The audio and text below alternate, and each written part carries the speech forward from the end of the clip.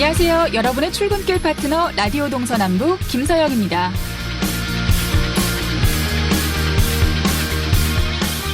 어제까지 부산에서 열린 한 아세안 특별 정상회의에서 우리가 주목해야 할 특별한 합의가 이루어졌습니다. 항공기 운항 규제를 없애는 항공 자유화를 합의한 건데요. 지난 24일 싱가포르, 브루나이와 합의를 한 데 이어 아시안 10개국으로 범위를 넓힌 거죠. 항공 자유화는 허용 수위에 따라 여러 단계로 나뉘지만 일단 항공 노선이 늘어나고 취향 절차도 더욱 간소화될 겁니다.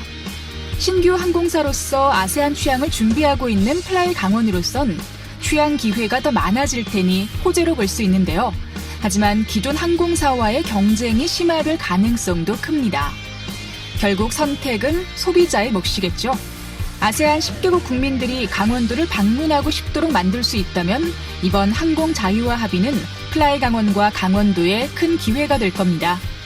양양공항이 아시안 10개국에서 날아온 비행기로 북적일 날을 기대하며 11월 28일 목요일 라디오 동서남북 지금부터 시작합니다.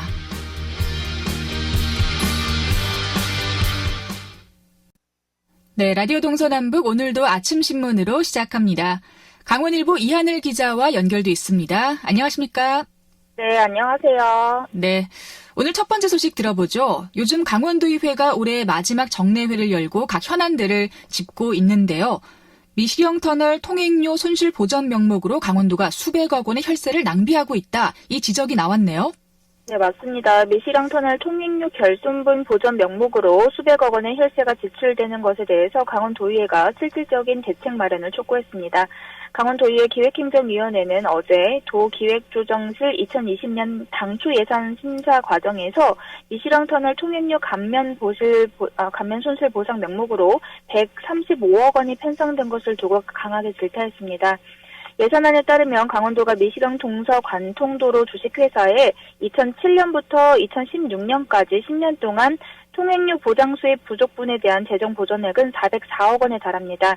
특히 2017년 6월 서울 양양고속도로가 개통되면서 미시령 터널 통행량이 급감함에 따라 보전액은 2018년에는 46억 8천만 원, 그리고 2019년에는 119억 원으로 늘어났는데요. 내년에는 135억 원으로 더 늘어날 예정입니다. 네, 그러니까 통행량이 일정 기준에 미치지 못하면 강원도가 수익 중 부족한 부분에 대해서 물어주게 이렇게 협약이 되어 있는 이 협약 자체가 불공정하다. 이런 목소리가 계속 나오는 거잖아요. 예, 맞습니다. 도의원들은 서울 양양고속도로가 설치되면서 해를 거듭할수록 강원도가 미시령 동서 관통도로 주식회사에 지급할 보전액이 늘어날 것을 우려하고 있는데요. 당초에 협약한 내용을 변경을 위한 노력을 강력하게 주문했습니다. 남상규 의원은 강원도 집행부가 이 주식회사를 100% 출자한 국민연금공단에 대해서 법적으로 대응하는 것은 방안이 안 된다며 국회의원의 역량을 빌리는 것도 하나의 방법이라고 의견을 제기하기도 했습니다. 네, 강원도가 미시령 터널 통행량을 늘리려고 여러 가지 홍보 사업도 진행을 하고 있는데 효과가 크게 없나 봐요. 오히려 이런 홍보 사업이 예산 낭비다라는 지적도 있었네요. 네, 강원도가 통행량 손실 보전액을 줄이기 위해서 추진하고 있는 통행량 증대 사업이 있는데요. 여기에 대해서도 실효성이 없다고 지적이 됐습니다.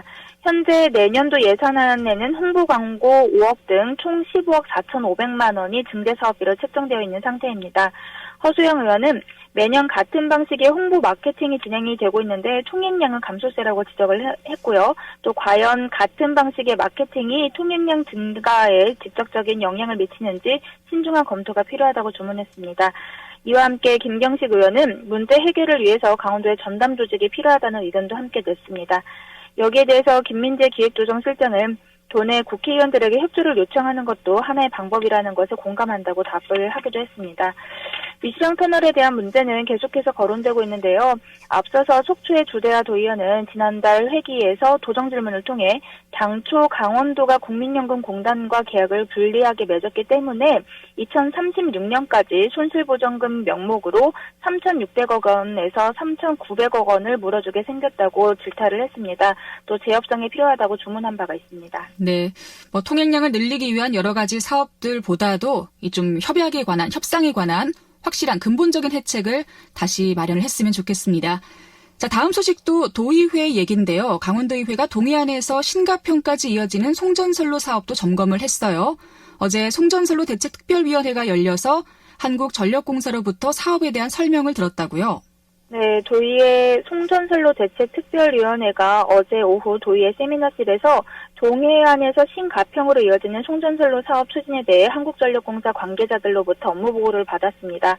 앞서서 송전특위위원들은 지난 21일 1차 회의에서 송전선로 입지 선정 추진 현황과 변전소 변경 현황 혹은 사유, 그리고 강원 개폐소 역할과 추진 현황, 송전선로 연계한 동해안 발전소 현황, 그리고 환경영향평가 추진 현황, 보상과 지원 규정에 대한 자료를 요구했습니다. 이와 함께 특위위원들은 질의응답 시간을 통해서 주민들의 의견 수렴이 제대로 되지 않았고 사업 추진 과정에서의 절차상의 문제도 지적을 했습니다. 네, 그 송전선로 사업을 진행하면서 노선 변경이 있었는데 그 변경이 되면서 강원도를 관통하게 된 것 아니냐 이런 반발의 목소리가 있었다고요. 예, 맞습니다. 함종국 의원은 변전소 위치가 어디냐에 따라서 노선이 확정되는데 기존의 6차 기본 계획에서는 경기 남부권인 신경기 변전소로 되어 있는데 경기 북부권인 신가평으로 변경된 이유가 불명확하다고 지적을 했습니다. 경기권 민원이 있기 때문에 신가평으로 옮긴 거 아니냐라고 이렇게 지적을 했는데요.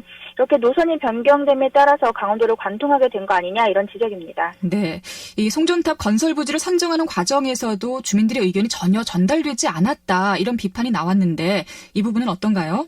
네, 입지선정위원회 위원으로 활동했었던 나일주 의원은 입지선정위원회 회의 과정에서 밀양 사태까지 언급하면서 지역 주민들의 의견을 강력하게 전달했는데 전혀 반영이 되지 않았고 형식적인 절차에 불과했다고 굉장한 강력하게 비판했습니다. 장덕수 의원도 이 신한울에서 평창까지 이어지는 동부구간은 영월, 동강, 생태공원 등 환경훼손에 영향을 미칠 수 있는 가능성이 높다면서 강원도를 거치지 않고 수도권으로 송전선로를 연결할 수 있는 방안을 마련해야 한다고 촉구를 했습니다. 이날 회의에서 지적된 내용들은 한국전력공사 내부에서 회의를 거쳐 송전특위에 다시 답변할 계획입니다. 이와 관련해서 지난 9월에는요, 우리 강원도 내에 횡성, 영월, 정선, 평창, 홍천 지역 주민들이 강원도 송전탑 반대 대책위원회를 결성해서 송전선로 건설 계획 전면 백지화를 요구하는 등 공동 대응을 하고 있습니다. 네, 실제 거주하고 있는 주민들이 송전탑 건설 부지에 전혀 목소리를 보태지 못했다고 하면 정말 문제인 것 같습니다. 자, 오늘 아침신문 강원일보 이하늘 기자와 함께했습니다. 고맙습니다. 감사합니다.